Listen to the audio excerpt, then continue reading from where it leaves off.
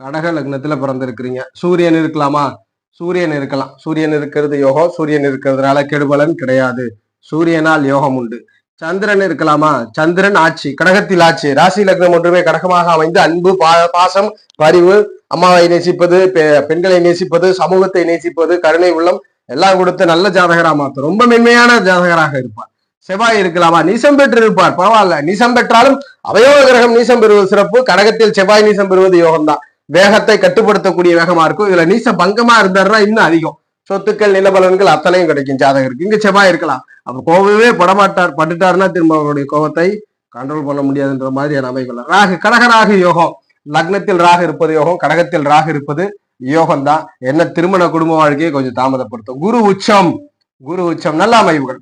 சமூகத்துல நல்ல கௌரவ, பெயர், புகழ்கள், அங்கீகாரங்கள், சமூக சிந்தனை, பொது சிந்தனைகள், நல்ல மனிதனாக இருக்கும். குரு இருப்பதும் நல்ல பலன். சனி இருக்கலாமா? சனி இருக்கக்கூடாது. சனி இருப்பது சிறப்பல்ல. சனி கஷ்டத்தை கொடுக்கிறார். சனி பகவான் லக்னத்தில் இருந்தால் நிறைய சாதகம் இல்லாத பலன்கள் தான்.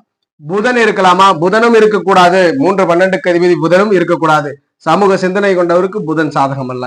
கேது இருக்கலாமா? கேதுவும் இருக்கக்கூடாது. கேது இருந்தாலும் சாதகம் இல்ல கடக லக்னத்துல பிறந்தவர்களுக்கு. சுக்கிரன், சுக்கிரன் இருப்பது ஃபேவர். சுக்கிரன் இருப்பது ஃபேவர். ஆனா ஸ்தான பலத்தை குறைத்து பெற்றிருப்பார். ஸ்தான பலத்தை குறைத்து பெற்றிருப்பதனால சமபங்கு. ஆனால் சுக்கிரன் ஏன் ஃபேவர்? இந்த இடத்துல பகை பெற்றாலும் சுக்கிரன் இருப்பது நல்ல பலன் தான். சமபங்கு நல்ல பலன். ஏனென்றால் ஜாதகர் ஆல்ரெடி அன்பும் பாசம் வருகிறவர். அதோடு சேர்த்து